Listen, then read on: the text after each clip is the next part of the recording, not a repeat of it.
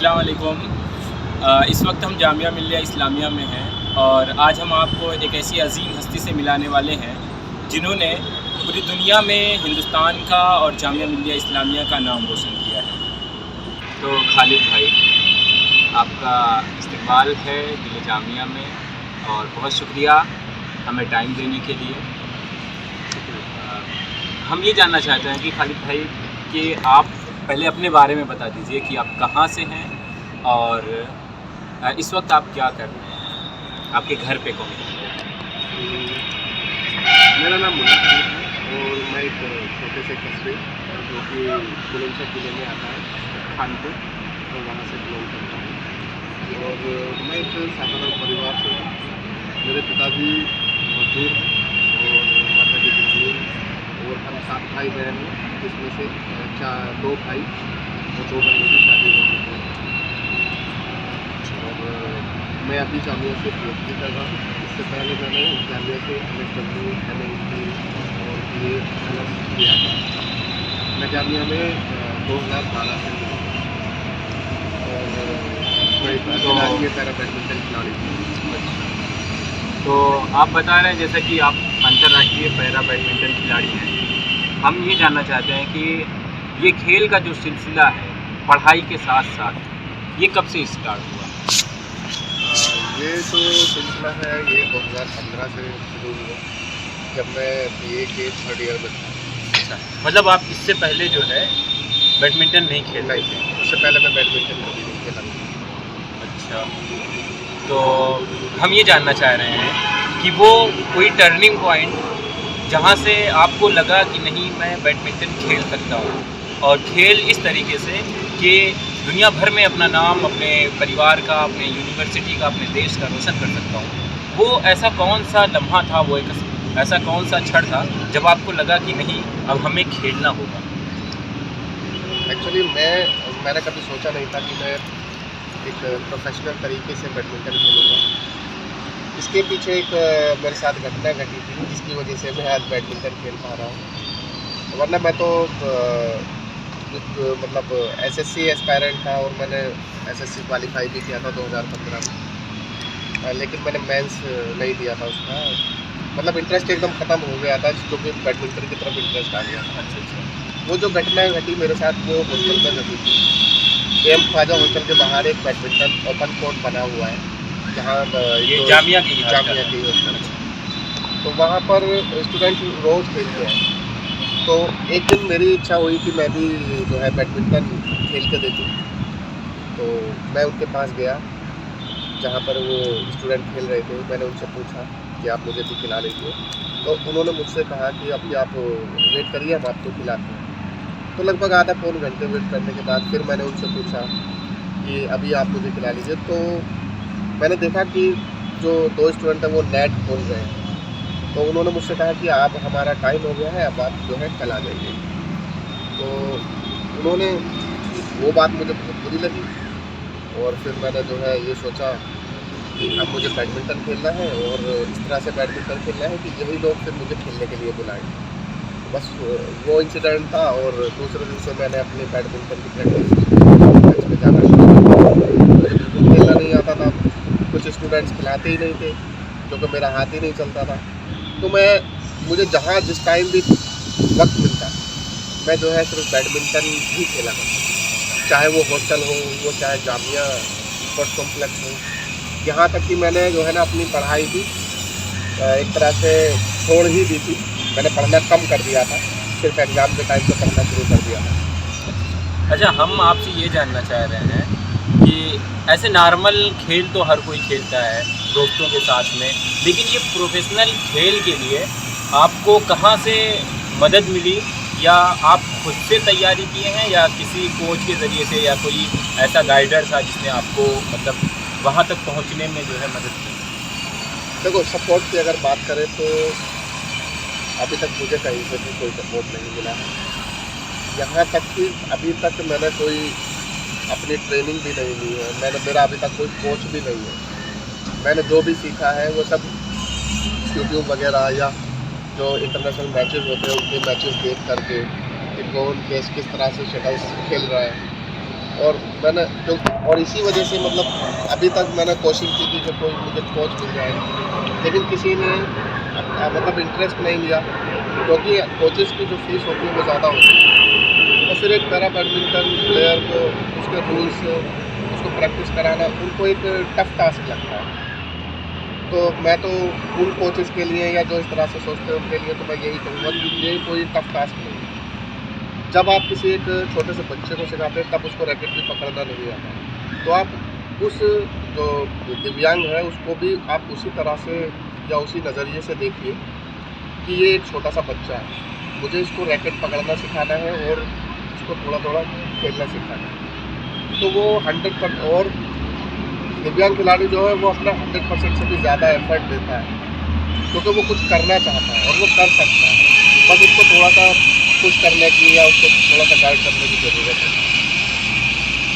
एक सवाल और मैं पूछना चाह रहा हूँ, क्योंकि आपने बात जो है गाइडर की थी और कोच की थी, तो क्या ऐसा होता है जनरली कि जो दिव्यांग बच्चे होते हैं उनको जो है कोच नहीं मिल पाते हैं, या फिर वो सरकार अगर चाहे तो उन्हें जो है कोच दिला सकती है? क्योंकि आप मेडलिस्ट हैं और आपको सरकार भी जानती है अच्छे तरीके से कि आप उनकी एक असेट हैं, तो उसके बाद भी आपको कोच मिलने में इतनी दिक्कत क्यों है? वो दिक्कत इसलिए है क्योंकि अगर मैं अपना प्राइवेट कोच पकड़ता हूँ तो उनकी फीस बहुत ज़्यादा होती है, वो लगभग घंटे के हिसाब से सिखाते हैं।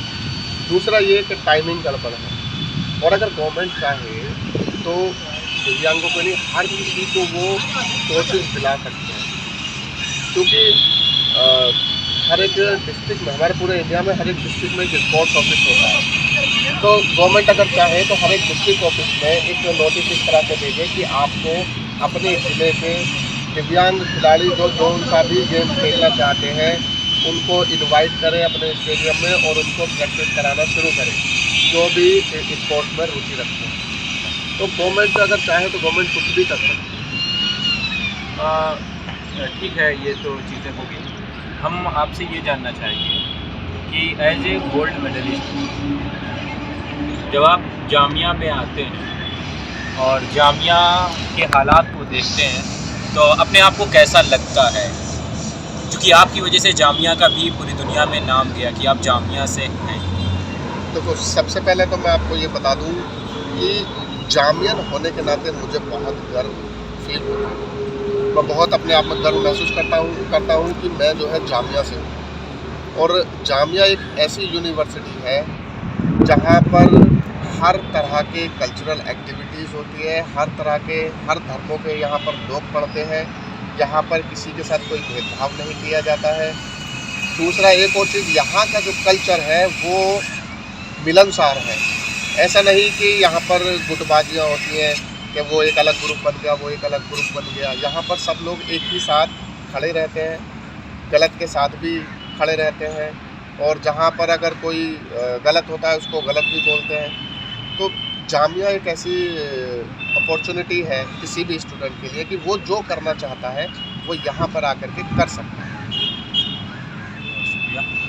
हम ये जानना चाहेंगे आपसे कि क्योंकि आप दिव्यांग हैं और आपको कभी ज़िंदगी में ऐसा लगा कि जो हमारे साथ ये हम मतलब जो हमारे साथ हैंडीकैप की स्थिति है उसकी वजह से आपको कभी लगा कि नहीं, मैं सफल नहीं हो सकता या मैं ये चीज़ नहीं कर सकता हूँ?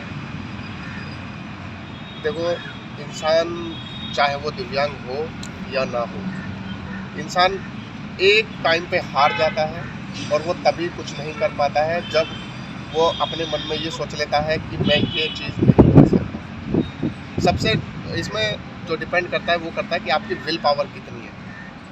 अगर आपकी विल पावर बहुत मजबूत है तो आप यही नहीं, आप दुनिया का हर एक चीज़ जीत सकते हैं। वो आपके ऊपर बात है कि आपके अंदर विल पावर कितनी है, पॉजिटिविटी कितनी है और उसको करने के लिए लगन कितनी है। आखिरी सवाल ये कि आप एक गांव से, छोटे से गांव से निकले, जामिया और जामिया होते हुए इंटरनेशनल तक का सफ़र तय किया, तो आप इस सफलता का श्रेय किसको किसको देना चाहेंगे? कौन लोग हैं जो आपकी इस कामयाबी में कहीं न कहीं आपके साथ हैं और आपका पूरा सपोर्ट किया? देखो, इस कामयाबी के पीछे जो सबसे पहले मैं नाम लूँगा वो है मेरे माता-पिता, जिन्होंने मुझे बचपन से लेकर के आज तक अभी तक भी बहुत सपोर्ट किया है और सपोर्ट करते हैं। उसके अलावा मेरे जो दूसरा नाम आता है इसमें वो है जामिया, और उस जामिया के अंदर मेरे कुछ दोस्त हैं। काफ़ी दोस्त हैं जिन्होंने मेरा हर वक्त साथ दिया है, क्योंकि अब नाम बहुत सारे हैं, मैं इतनों का नाम नहीं ले सकता हूँ। तो मेरे बहुत क्लोज़ फ्रेंड भी हैं, मेरे क्लासमेट भी हैं, सीनियर भी हैं जिन्होंने मतलब मेरा साथ दिया है यहाँ तक पहुँचने में, तो मैं उनका भी शुक्रिया करता हूँ। अच्छा, ऐसे लोग जो मतलब खेल की विधा में जाना चाहते हैं और खेलना चाहते हैं, पढ़ाई के साथ-साथ कुछ और अलग करना चाहते हैं, आप उनसे क्या कहना चाहेंगे? एक्चुअली हमारे जो सोसाइटी में ना एक धारणा बनी हुई है कि जो इंसान है वो या तो पढ़ाई कर सकता है या खेल सकता है। लेकिन मैं उन लोगों को ये कहना चाहता हूँ कि इंसान पढ़ाई भी कर सकता है, इंसान पढ़ाई के साथ-साथ खेल भी सकता है एज़ ए प्रोफ़ेशनली। क्योंकि ये आप पर डिपेंड करता है कि आप कितना टाइम किस चीज़ को दे रहे हैं। अभी हम ये चीज़ देखते हैं कि अ, हम मोबाइल को लगभग पूरे दिन में 5 से 6 घंटा दे देते हैं। अब किसी को मोबाइल चलाना नहीं आता है और वो अगर डेली 5 से 6 घंटा मोबाइल को देगा तो उसको ऑटोमेटिकली चलाना आ जाएगा। अगर हम पुराने ज़माने के लोगों को देखें या जो हमारे बुज़ुर्ग हैं उनको देखें तो उनको आज भी फ़ोन चलाना नहीं आता। लेकिन अगर उनको फ़ोन दे दिया जाए, एंड्रॉइड फ़ोन दे दिया जाए तो वो चलाना सीख जाएँगे। क्यों? क्योंकि वो आपकी रेगुलर एक्टिविटी हो गई। तो उसी तरह से जिस तरह से आप पढ़ाई को इतना टाइम देते हैं, अगर आप खेल में जाना चाहते हैं और कहते हैं कि नहीं मैं पढ़ाई करूँ या खेलूँ, आप दोनों कर सकते हैं। आप डिपेंड ये करता है कि आप कितने मन से और कितनी लगन से उन चीज़ों को देखते हैं। इसका सबसे बड़ा एग्जांपल मैं आपको दे देता हूँ। अभी नोएडा के डीएम है हमारे सुहास एलवाई, वो एक 2008 बैच के आईएएस ऑफिसर भी हैं और वो ओलंपिक सिल्वर मेडलिस्ट भी हैं। उन्होंने बहुत सारे मेडल्स इंडिया के लिए जीते हैं। तो ऐसा नहीं है कि वो मतलब आईएएस भी बने हैं और स्पोर्ट्स भी है, तो वो सबसे बड़ा एग्जांपल हमारे सामने है। जी, जी। सुहास एलवाई के बारे में अगर हम बता दें, तो हम जब इलाहाबाद यूनिवर्सिटी में पढ़ते थे, तो उस वक़्त भी हम खबरें सुना करते थे कि वहाँ के वो डीएम थे और उसके बाद वो जो है बाहर जाकर जो है मेडल ला रहे हैं, देश का नाम रोशन कर रहे हैं। तो ये चीज़ें होती हैं कि आप एक काम करने के साथ-साथ अगर आपके अंदर टाइम मैनेजमेंट की बहुत अच्छी समझ है, तो आप जो है एक साथ जो है 1-2 और काम को कर सकते हैं। लेकिन आप पे ये डिपेंड करता है कि आप कितने अच्छे से अपने वक़्त को जो है इस्तेमाल कर सकते हैं। तो खालिद भाई, बहुत-बहुत शुक्रिया हमें टाइम देने के लिए, और आप देख रहे हैं दिल-ए-जामिया।